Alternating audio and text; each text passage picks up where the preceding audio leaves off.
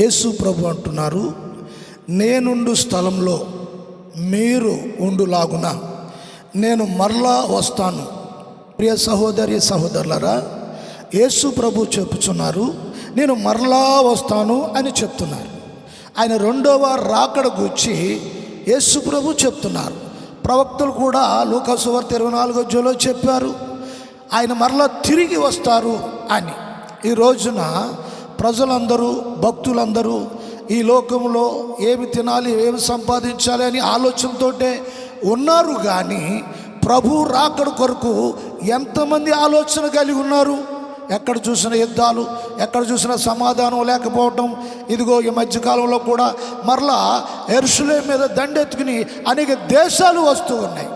ప్రవచనాలు నెరవేరబోతూ ఉన్నాయి. ప్రభు రెండవ రాకడ దగ్గరగా ఉంది. మరి క్రైస్తవ లోకం మెలకుగా ఉండాలి. రెండో రాకడ కొరకు బిడ్డలందరూ కూడా సిద్ధపరి ఉండాలని ప్రభు ఆశిస్తున్నాడు. ప్రభు నేను దీవించునుగాక.